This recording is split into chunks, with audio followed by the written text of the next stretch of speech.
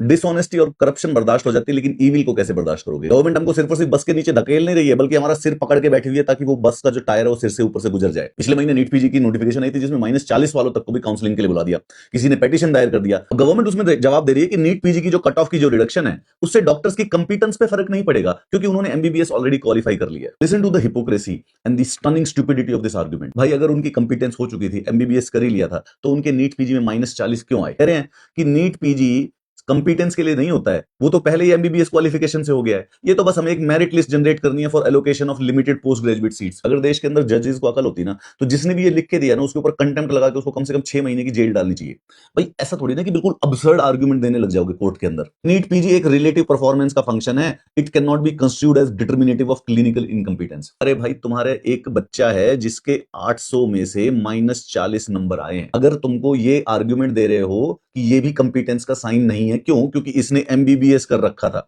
ये और ज्यादा डर की बात है कि एमबीबीएस करने के बाद -40 आए हैं। ये एक ऐसा, ये एमसीक्यू बेस्ड पेपर है। अगर मैं रैंडमली सिर्फ और सिर्फ ऑप्शन ए पे पेपर लगाऊंगा ना, तब भी मेरे 50 नंबर से ऊपर बनेंगे। चाह के फेल नहीं हो सकता हूं मैं इसके अंदर। कह रहे कि concerns regarding patient safety are misplaced. जितने भी कैंडिडेट्स हैं वो पहले से ही एमबीबीएस प्रैक्टिशनर हैं, एमबीबीएस डॉक्टर हैं, तो वो वैसे भी इंडिपेंडेंटली प्रैक्टिस कर सकते हैं। पोस्ट ग्रेजुएट ट्रेनिंग में वो सीनियर फैकल्टी की सुपरविजन में रहेंगे। 3 साल का ये ट्रेनिंग प्रोग्राम है, और फाइनली एग्जिट एग्जाम मिलेंगे जिसके अंदर कम से कम मार्क्स आने चाहिए। यार ये वाला आर्ग्यूमेंट तो ये लाइसेंस्ड एमबीबीएस पे भी अप्लाई होता था।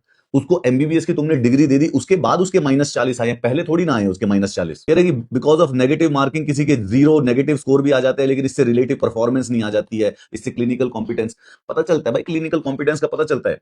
जो लोग एमबीबीएस के डॉक्टर बनते हैं, एक डॉक्टर बनता है 95% नंबर लेके, एक डॉक्टर बन रहा है 40% नंबर लेके, तो क्या दोनों के दोनों बराबर कंपिटेंस के हो गए? इनका असली रीजन भी दिया हुआ है। Reduction of qualifying percentile is proportionate administrative measure to prevent seat wastage and strengthen specialist health care. ये सीट वेस्टेज बचाने के लिए ये सिर्फ और सिर्फ पैसे का खेल है, क्योंकि भारत के इंसानों की जान जो है वो सस्ती है। रोहतक में एक इस समय ओबीसी पीडब्ल्यूडी कैंडिडेट है जिसके 4 नंबर आए हुए हैं, वो हड्डियों का डॉक्टर बनेगा थोड़े दिनों में जाके। आप कह रहे हो कि उसको अभी हम 3 साल की ट्रेनिंग देके जो पेपर देंगे, एग्जिट एग्जाम देंगे, उसमें अच्छे पेपर निकलेंगे। अरे इसके 4 नंबर तब आए थे जब ये 5 साल पढ़ा था।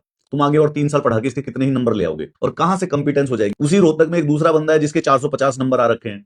तो ये 450 और 4 नंबर के बीच में तुमको क्या लग रहा है कि तुम कंपिटेंस बराबर करवा के रख लोगे क्या? अब हमारे देश में एटलीस्ट नहीं तो 10, 15, 20% डॉक्टर ऐसे होंगे जिनके 0, 0, 10, 10, 5, 5 नंबर आगे वो डॉक्टर बने होंगे। और बदतमीजी देखो गवर्नमेंट की, they are trying to justify कि अरे नहीं नहीं ये तो बहुत बढ़िया यार, हमको कोई चिंता, इससे पेशेंट की कोई खतरा नहीं हो। इससे और किससे खतरा, और कैसे मरेगा भाई आदमी? इसमें आम जनता कुछ नहीं कर पाएगी। ये डॉक्टरों की रिस्पॉन्सिबिलिटी है कि इस बात के बारे में बात उठाए, और जज को पनिशमेंट दे देनी चाहिए जिसने भी, जस्ट बिकॉज कि तुम एक अब्सर्ड आर्गुमेंट दे दोगे जज के सामने, तो उसको सुनना जरूरी थोड़ी ना है। जज को कंटेम्प्ट लगा देना चाहिए कि कुछ भी लिख के ले आएगा कि इसमें तो गाना लिख दे, इससे बढ़िया तुझे देखा तो ये जाना सनम।